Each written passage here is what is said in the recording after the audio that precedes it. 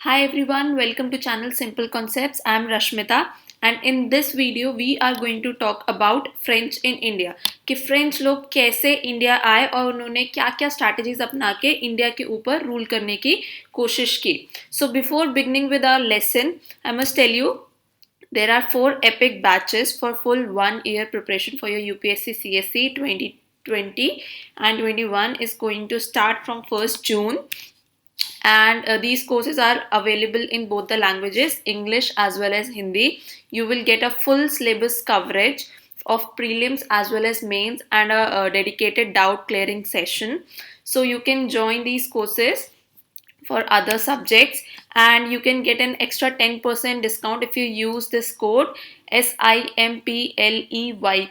Okay, so there is also one all India free mock test for UPSC CSC prelims 2020 which is going to happen on 7th of June, and then 21st of June you can enroll it for free. And I would suggest कि please इस exam के लिए एक बार try करें because you know it will give you a ground reality कि how much you have prepared and how much more is left. So with this, let us begin with our lesson. So this is some background के आपको समझने के लिए कि French कब कैसे India आए. Okay, so French were the last Europeans who came to India for trade purpose. They came during the time of Louis 14. So basically they wanted to come India early. ठीक है, वो east में जल्दी आना चाहते थे trade करने के लिए, but they were actually the last Europeans who came to India. Also king's famous minister Colbert laid the foundation of the French East India Company in 1664. So they wanted to come to India, but क्या होता है हमेशा अगर आप कहीं पे जाना चाहते हैं तो, या फिर जैसे हमने अपने प्रीवियस लेक्चर्स में भी देखा था कि जब पोर्तुगीज इंडिया आए थे या इंग्लिश इंडिया आए थे तो उन्होंने पहले एक कंपनी फॉर्म करी थी. ठीक है, बिकॉज एक कंपनी ही जाके ट्रेड करते. You can not allow each and every individual to go and trade separately. ठीक है, अगर एक कंट्री से लोग आ रहे हैं तो उनको एक कंपनी बना के भेजना होता है ताकि वो ही ट्रेड करे और आपस में ना एक ही कंट्री के लोगों का झगड़ा नहीं हो.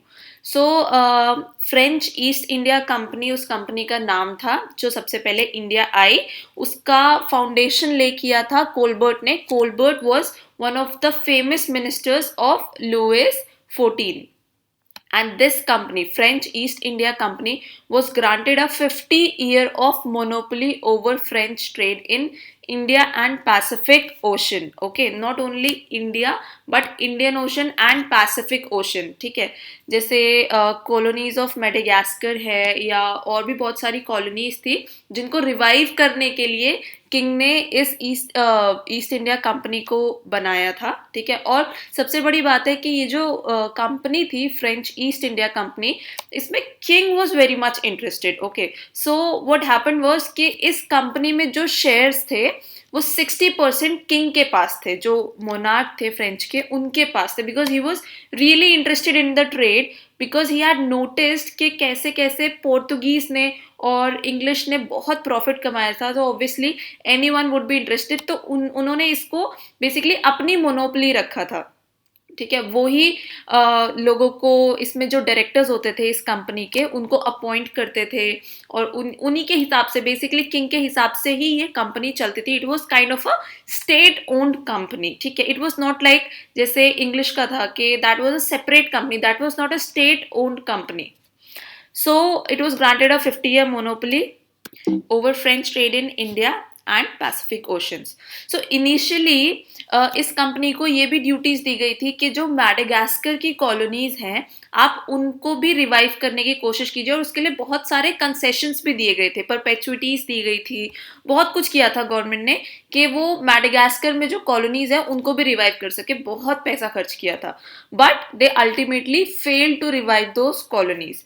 सो finally in 1667 Francois Caron headed an expedition to India and set up a factory in Surat. So जो पहला एक्सपीडिशन आया था इंडिया के लिए, जो फर्स्ट फ्रेंच पीपल जो आए थे इंडिया के लिए, उसको किसने हेड किया था?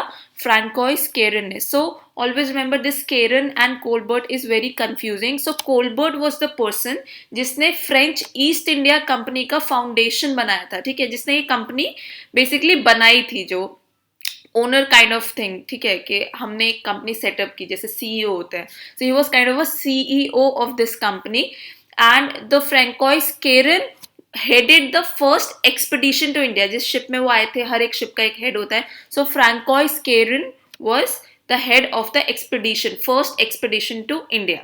And when he came, so he set up a factory in Surat. So French की सबसे पहली फैक्ट्री कहाँ पे सेटअप की गई थी? सूरत में. सो फ्रैंकोइस केरन के साथ एक और पर्शियन आए थे, उनका नाम था मरकारा, ठीक है. उन्होंने दूसरी फ्रेंच कंपनी स्टैब्लिश की थी, कहाँ पे? मसूलीपट्टनम में, इन 1669 after obtaining a patent from Sultan of Golconda. In 1673, the French obtained permission from Subadar of Bengal to establish a township at Chandernagore near Calcutta. So 1673 में उनको एक परमिशन भी मिल गई थी सूबेदार ऑफ बंगाल से कि वो एक चंदरनगर में, कैलकाटा के पास, एक अपनी अलग कंपनी, आई एम सॉरी, एक अलग टाउनशिप बसा सके, ठीक है. टाउनशिप, अंडरस्टैंड कि it is different from a company, ठीक है. टाउनशिप इज समथिंग कि आप वहां पे रह भी सकते हैं, आप वहां पे ट्रेड भी कर सकते हैं, और आपको और भी बहुत सारी फैसिलिटीज वहां पे दी जाती है. So let us see the settlement of Pondicherry. In 1673, Sher Lodhi Khan granted Francois Martin, the director of Masulipattnam factory, a site for a settlement. Therefore, in 1674, Pondicherry was founded. Same year, Francois Martin replaced Karen as the French governor. So, अभी हमने बात की थी François केरन की, ठीक है, कि वो इंडिया आए, he headed the first expedition, then he became the governor of French government in India. So in 1673 जो शेर लोधी खान थे, उन्होंने जो मसूलीपट्टनम फैक्ट्री के जो फ्रेंच हेड थे, ठीक है, जो डायरेक्टर थे फ्रैंकोइस मार्टिन, उनको एक जगह दी अपने स्टेट में कि आप यहाँ पे आके अपना एक सेटलमेंट बसाइए, मतलब एक फैक्ट्री स्टैब्लिश कीजिए.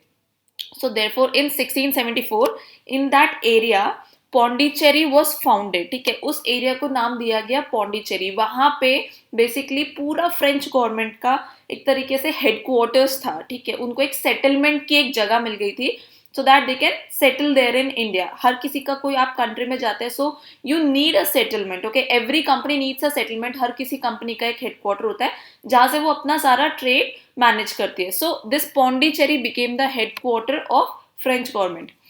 In the same year, Francois Martin replaced Karen as French governor. तो उसके बाद Francois Martin बन गए French governor in India.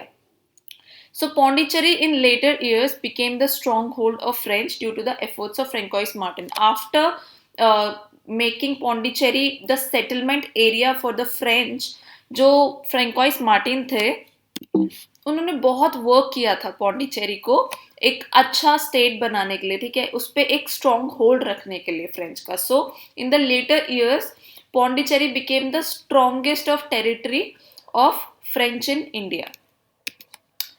So now we will talk about the Carnatic wars, के कैसे करके जो फ्रेंच थे, फ्रेंच और बेसिकली जो इंग्लिश थे, उनके बीच में जो वॉर्स होती हैं उनको हम कार्नेटिक वॉर्स बोलते हैं, ठीक है. तो ऐसा क्या हुआ था, ऐसी कौन सी कंडीशंस प्रिवेलिंग थी कि कॉन्टिन्यूस 3 कार्नेटिक वॉर्स ने मतलब कार्नेटिक वॉर्स 3 कॉन्टिन्यूसली हुई, ऐसे क्या रीजंस थे, ठीक है. So we will look for that. So ये जो कार्नेटिक जो एरिया है, ठीक है, ये है बेसिकली अगर जो आंध्र प्रदेश का जो बॉर्डर है, ठीक है, उस एरिया को हम कार्नेटिक बोलते हैं. मतलब बेसिकली फ्रेंच उस एरिया को कार्नेटिक बोलते थे. So what was the reason कि ये Carnatic Wars हुई? So first reason was same motive. Both French and English wanted to establish their political power in India. Therefore, there were many occasions when they clashed with each other on various issues. Obvious सी बात है, दोनों का एक ही motive था कि उन्हें India में अपनी पॉलिटिकल पावर स्टैब्लिश करनी है, प्रॉफिट कमाना है, ठीक है।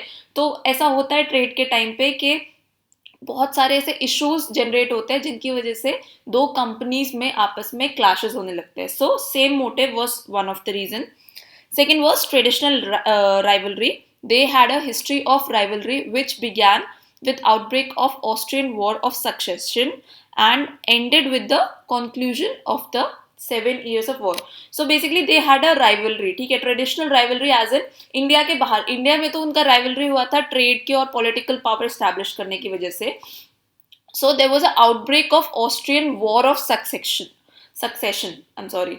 सो इस चीज की वजह से उन दोनों में पहले से ही जो ऑस्ट्रिया में जो यूरोप में ऑस्ट्रिया एरिया है, उस एरिया के सक्सेशन के ऊपर, कि उसके ऊपर कौन राज करेगा, इन दोनों कंट्रीज में, फ्रेंच और ब्रिटेन दोनों के बीच में झगड़ा चल रहा था, ठीक है।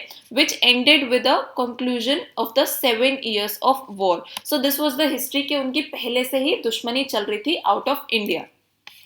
Also, war over South India. In 1740, the political situation in South India was uncertain due to following reasons. First of all, जो निज़ाम थे हैदराबाद के, आसफ जा, he was old and he was fully engaged in battling the Marathas, ठीक है। हमेशा से जो हैदराबाद के नवाब हैं, निज़ाम हैं, उनके बीच में और मराठास के बीच में उस टाइम बहुत ज़्यादा झगड़े चल रहे थे, बहुत ज़्यादा बैटल्स चल रही थी इन वेस्टर्न डेक्कन।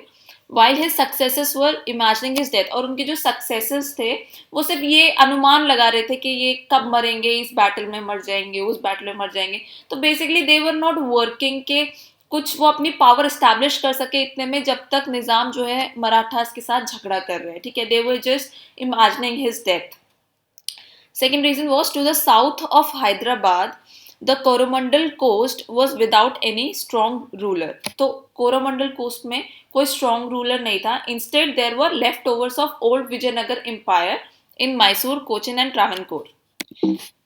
पता है आपको जैसे कि जो विजयनगर एम्पायर था वो कॉन्टिन्यूस बैटल्स की वजह से छोटे छोटे पार्ट्स में टूटता जा रहा था.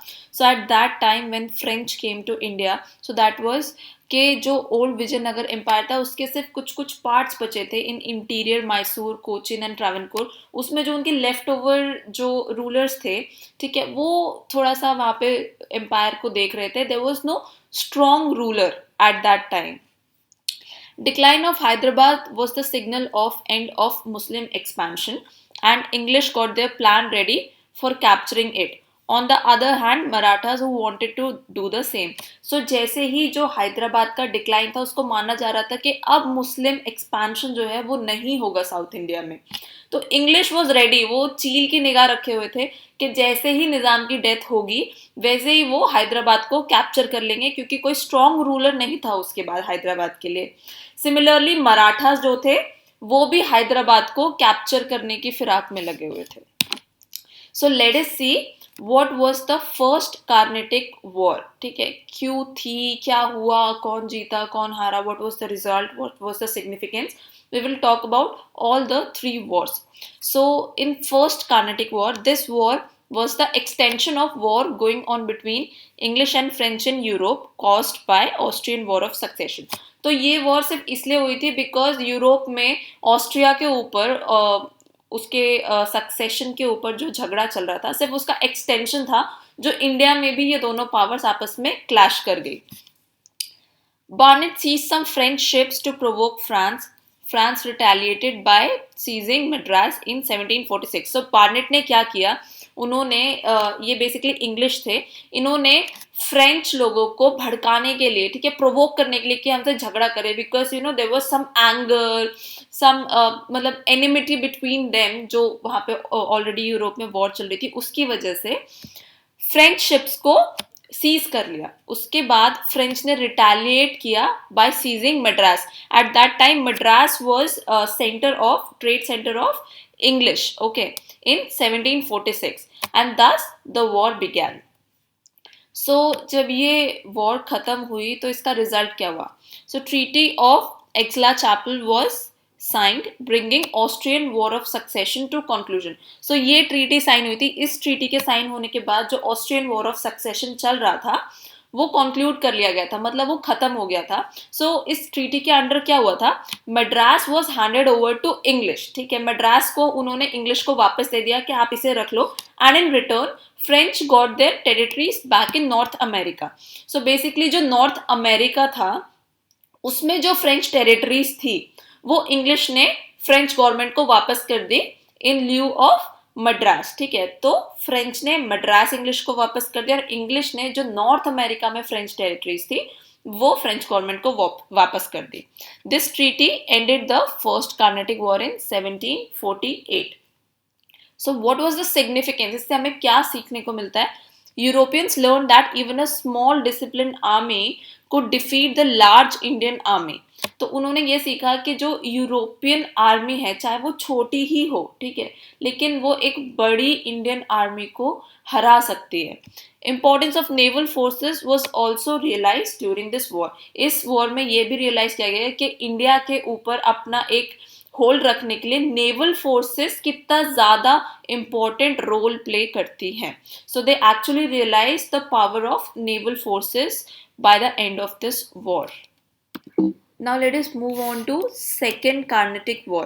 So it happened between 1749 to 1754. Let us see the background. So Dupleix, उस टाइम Dupleix जो थे वो फ्रेंच गवर्नर थे इंडिया में, who led the French forces in First Carnatic War.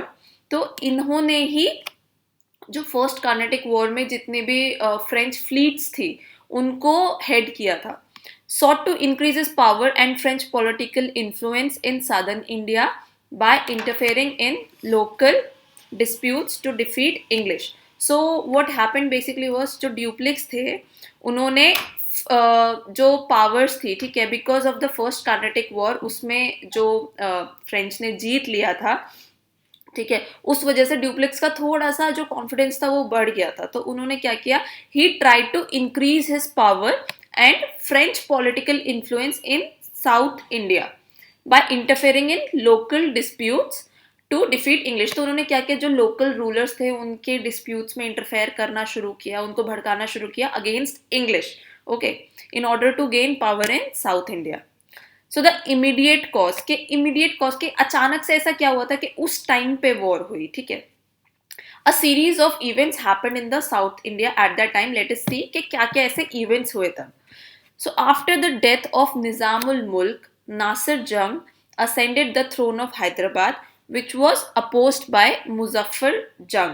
So basically क्या हुआ था, उस टाइम पे जो निज़ामुल मुल्क थे, निज़ाम थे जो हैदराबाद के, उनकी डेथ हो गई थी. उसके बाद नासिर जंग हैदराबाद के निज़ाम बन गए थे, ठीक है, जिसको अपोज किया मुजफ्फर जंग ने. सो नासिर जंग इनके निज़ामुल मुल्क के बेटे थे और जो मुजफ्फर जंग थे वो इनके ग्रैंडसन थे, निज़ामुल मुल्क के ग्रैंडसन फ्रॉम हिज डॉटर, ठीक है, उनकी डॉटर के बेटे थे. सो मुजफ्फर जंग एक्चुअली अपोज्ड इट कि नासिर जंग को नहीं असेंड करना चाहिए हैदराबाद का throne, because what he claimed was Mughal emperor जो थे उन्होंने मुजफ्फर जंग को as a governor of Carnatic appoint किया हुआ है ऑलरेडी, कि अगर कुछ भी होता है, कोई स्ट्रॉन्ग रूलर नहीं आता है, so Muzaffar Jung will act as Carnatic governor of Carnatic, ठीक है. तो नासिर जंग को कोई हक नहीं है वो थ्रोन, हैदराबाद का थ्रोन असेंड करने का. इन द सेम ईयर, तो एक साइड ये हो रहा था नासिर जंग और मुजफ्फर जंग के आपस में झगड़ा चल रहा था हैदराबाद को लेके. In same year, Chanda Sahib was son-in-law of Dost Ali, and Dost Ali was Nawab of Carnatic. Was released by Marathas. So जो चंदा साहिब है इनको मराठास ने कैद किया हुआ था. He was son-in-law of Dost Ali. Dost Ali was the Nawab of Carnatic. So Marathas released Chanda Sahib in that year. He took the opportunity of the situation prevailing in Hyderabad and supported Muzaffar Jung. उन्होंने सोचा कि मैं नवाब बन जाऊंगा कार्नेटिक का दोबारा से, तो मैं उसकी तरफ साइड लेता हूं जो बेसिकली पूरे कार्नेटिक को कंट्रोल कर ले, ताकि ये जो है ये कार्नेटिक के नवाब बन जाए, ठीक है. तो इन्होंने क्या किया, इन्होंने मुजफ्फर जंग को सपोर्ट किया. And in this process he resented the appointment of Anwaruddin Khan as nawab of Carnatic. So उस टाइम पे अनवर उद्दीन खान जो थे वो as a nawab of Carnatic act कर रहे थे. सो बेसिकली चंदा साहिब डिडंट वांटेड कि अनवरुद्दीन खान नवाब ऑफ कार्नेटिक रहे. तो उन्होंने क्या किया, उन्होंने मुजफ्फर जंग की साइड ली. सो बेसिकली क्या हुआ कि ये दो पार्टीज हो गई, ठीक है. एक हो गई मुजफ्फर जंग की और एक हो गई नासिर जंग की. सो जो फ्रेंच थे, फ्रेंच और इंग्लिश ने भी इनमें पार्ट लिया ताकि वो लोग भी अपनी पावर स्टैब्लिश कर सके, ठीक है. This was the main reason. So French actually supported Muzaffar Jung and English supported Nasir जंग, ठीक है. दोनों ऑपोजिट पार्टी को सपोर्ट करे तो ऑब्वियसली दोनों में झगड़ा होना ही था. सो क्या इससे हमें क्या एक कंक्लूजन मिलता है कि एक पार्टी थी जिसमें थे फ्रेंच, मुजफ्फर जंग और चंदा साहिब, और एक पार्टी थी जिसमें थे इंग्लिश, नासिर जंग और अनवरुद्दीन खान. सो what was the cause of the war? So combined forces of Muzaffar Jung, Chanda Sahib and French defeated and killed Anwar Uddin near Vellore. तो जो फ्रेंच वाली साइड थी, जो मुजफ्फर जंग वाली साइड थी, उन्होंने क्या किया, वेलोर में अनवर उद्दीन को मार दिया. Then Muzaffar Jung became the Subedar of Deccan. After that, Muzaffar Jung became the Subedar of Deccan. Dupleix was appointed governor of all Mughal territories to the south of Krishna River. तो मुजफ्फर जंग ने क्या किया, जो ड्यूप्लिक्स थे, जो governor थे उस टाइम, उनको गवर्नर अपॉइंट कर दिया to the south of Krishna river, ठीक है. जितनी भी टेरिटरीज, जितनी भी Mughal territories south of Krishna river थी, उन सब के लिए Dupleix was appointed as a governor.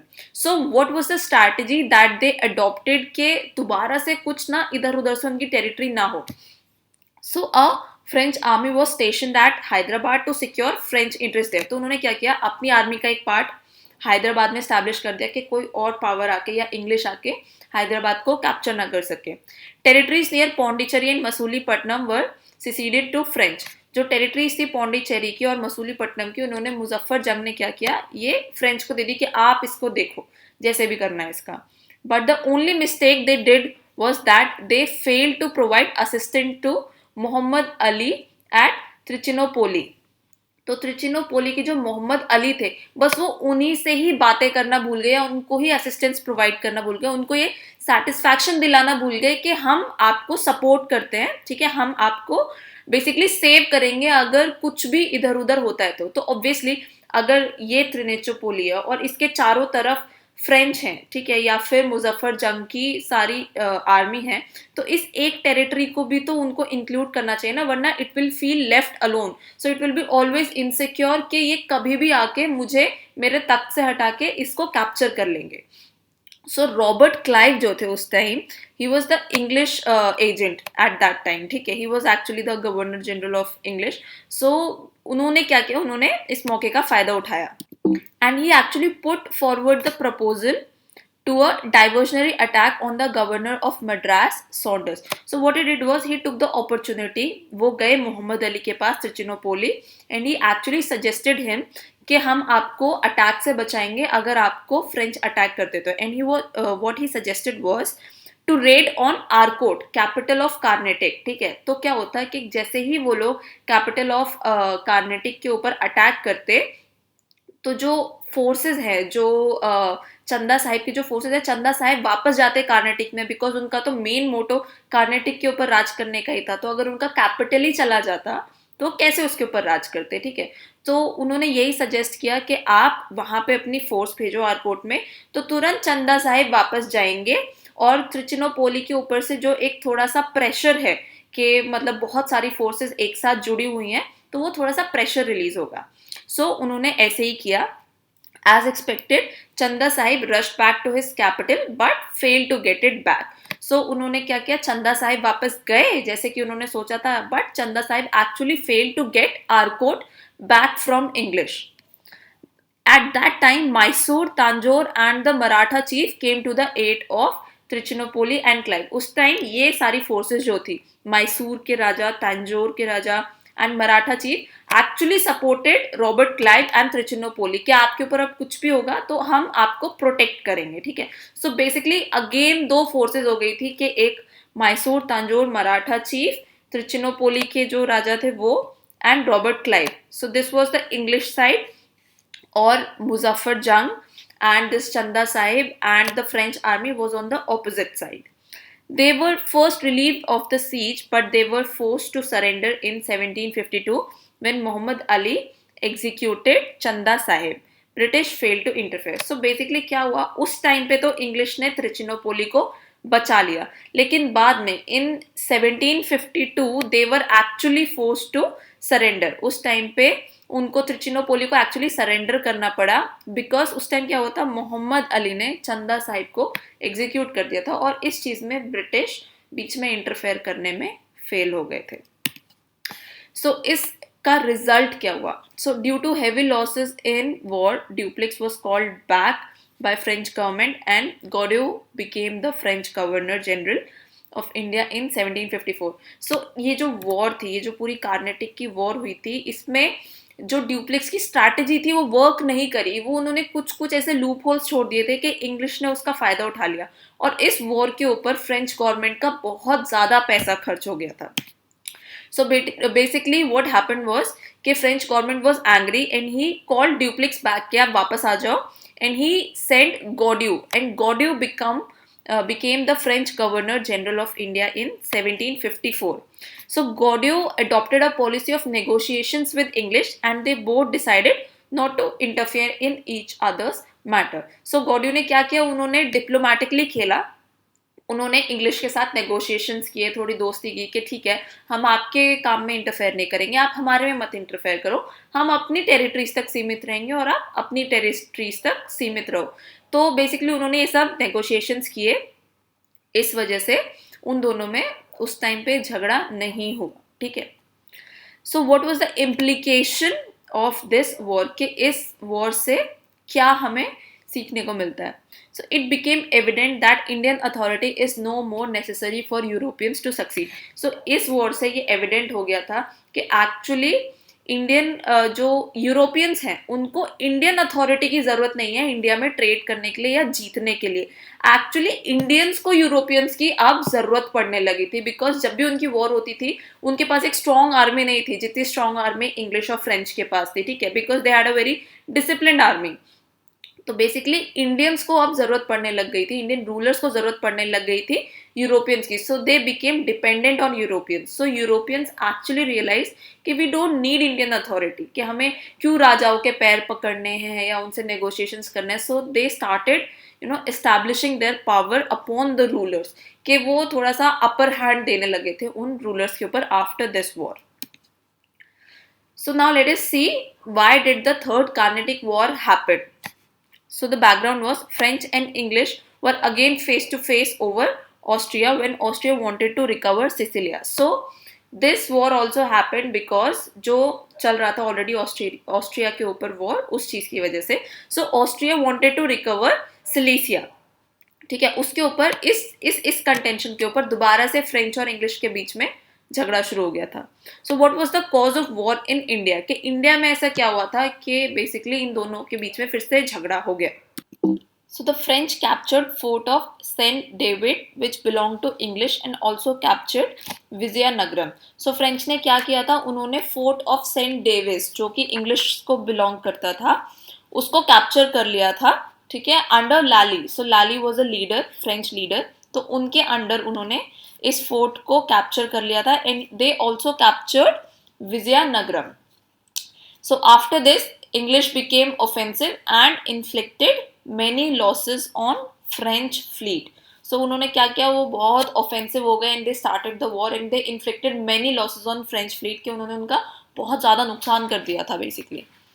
So this battle is also known as Battle of Wandiwash because this happened in the area of Wandiwash. So Wandiwash basically is in Tamil Nadu. Okay. So the Third Carnatic War was fought in Wandiwash. That is why it is also known as Battle of Wandiwash.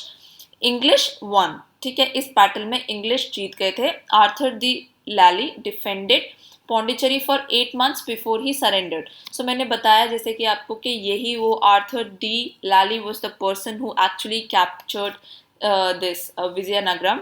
So he actually before surrendering उन्होंने 8 महीने तक पौंडीचेरी को defend किया था, मतलब बचा के रखा था. ठीक है, but at last he had to surrender in 1761. with the loss of Jinji and Mahe, the French power was reduced. Also, they actually lost Jinji and Mahe. Mahe and Jinji were also trade centers of French government, very strong trade centers. So they actually lose them during the war. ठीक है, झगड़ा हुआ उसमें वो English के पास चला गया. So after this, after losing their main trade centers in India, जो फ्रेंच थे उनकी पावर इंडिया में धीरे धीरे कम हो गई थी. So what was the result and significance? Although the Treaty of Peace of Paris resorted to the French their factories in India, the French political influence disappeared from India. So this Treaty of Peace of Paris was signed after Third Carnatic War. It restored the French factories, जो India में जो French factories थी जो English ने capture कर ली थी वो उनको वापस दे दी गई, वो फ्रेंच गवर्नमेंट को वापस दे दी गई. बट एक्चुअली जो फ्रेंच का पॉलिटिकल इन्फ्लुएंस था इंडिया के ऊपर वो खत्म हो गया था इस वॉर के बाद. The English became the supreme European power in Indian subcontinent. So after this war the English became the supreme European power in Indian subcontinent. The Battle of Plassey is usually regarded as that brought ultimate British rule over India. However, one cannot ignore the view that the true turning point for control of the subcontinent was the victory of British forces at Wandiwash in 1760. So generally क्या होता है, लोग सोचते हैं जो battle of Plassey थी उस battle के बाद British rule over India establish हो गया था. But actually if you see the facts, so जो थर्ड बैटल थी ये बैटल ऑफ कार्नेटिक, इसके बाद this was the actual turning point when the British became the supreme power in India, because उन्होंने पोर्तुगीज को एलिमिनेट कर दिया था, उन्होंने डच को एलिमिनेट कर दिया था, and finally they actually eliminated French. Okay, so this was a turning point for the control of the subcontinent, okay, for the victory of British forces. Significantly, in the Battle of Wandiwash, natives served in both the armies as sepoys. There was inevitably about the fall of India to European invaders. So basically इसमें हमें ये सीखने को मिला कि जो आपस में इनकी वॉर्स हो रही थी, जैसे बैटल ऑफ जो थर्ड कार्नेटिक थी जो फ्रेंच और इंग्लिश के बीच में हुई थी, इसमें जो बेसिक था वो तो फ्रेंच और इंग्लिश गवर्नमेंट के बीच ही था ना, इसमें कोई लोकल रूलर्स के बीच में कोई डिस्प्यूट नहीं हुआ था. बट फिर भी जो इंडियन फोर्सेस थे उन्होंने इसमें पार्ट लिया था. ठीक है, कुछ रूलर्स ने इस बैटल में फ्रेंच का या इंग्लिश का साइड लिया था.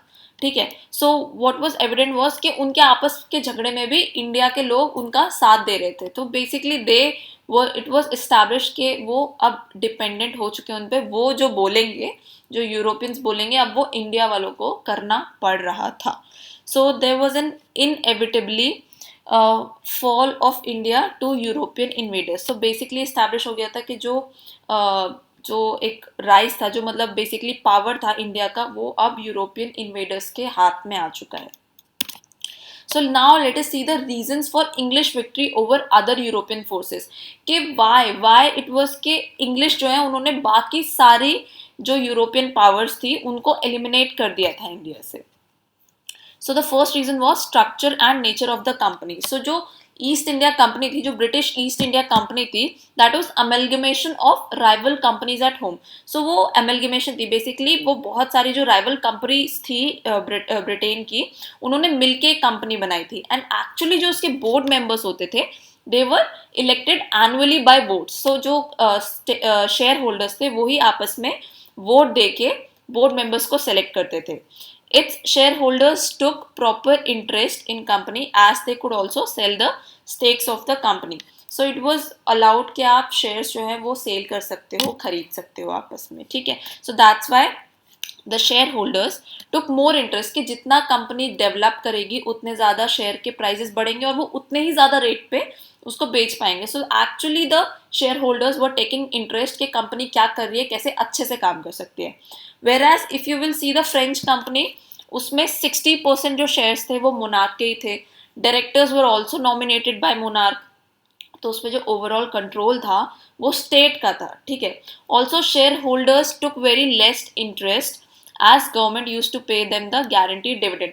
जो गवर्नमेंट थी, ठीक है, चाहे कंपनी प्रॉफिट कर रही है, फ्रेंच कंपनी, या लॉस में है, ठीक है, जो गवर्नमेंट थी वो शेयर होल्डर्स को एक गारंटीड डिविडेंड देती थी कि आपको ये महीने का इतना पैसा मिलेगा ही. तो शेयर होल्डर्स ने कोई इंटरेस्ट नहीं लिया कि कंपनी क्या कर रही है क्या नहीं कर रही. Also it was controlled by the monarch, the king of France.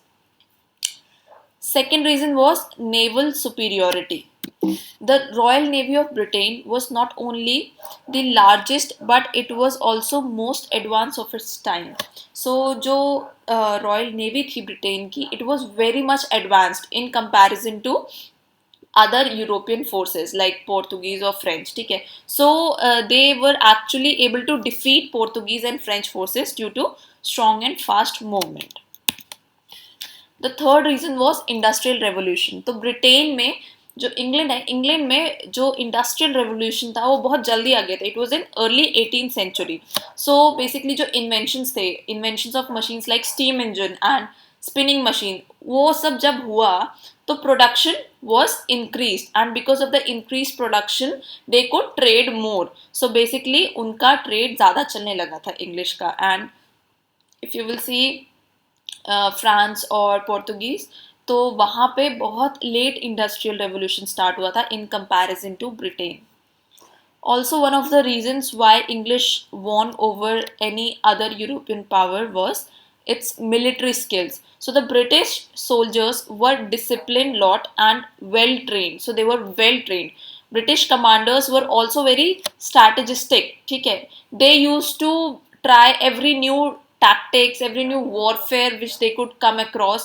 ठीक है, वो कुछ भी करते थे, कोई भी नई तकनीक ढूंढते थे कि वो जीत सके. they were actually very strategic. ठीक है, so this helped कि जो मिलिट्री थी, जो ब्रिटेन की मिलिट्री थी, उसको ज़्यादा अच्छे से ट्रेन कर सके. Also, one of the reasons why Britain won over the other forces was lesser zeal for religion. So Britain never focused on spreading the Christianity. Although the Spain, Portugal, Dutch, वो कहीं ना कहीं पे उनके अंदर वो क्रिश्चियनिटी का था कि वो अगर किसी स्टेट में जाते हैं तो वो उसको क्रिश्चियन बनाना चाहते थे, कि वो उनमें जो ऑलरेडी स्टेट है, जैसे पोर्तुगीज में हुआ था कि जो पोर्तुगीज जब इंडिया आए, सो दे स्टार्टेड एक्चुअली गोवा में कि लोगों को कन्वर्ट करना शुरू कर दिया था.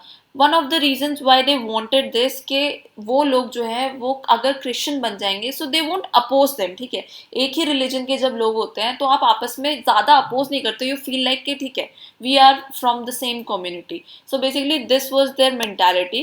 But Britain never focused on spreading of Christianity और any other religion. They were very focused on trade and politics, और उन्होंने वही किया इंडिया में. And that is why Britain actually won over other European forces.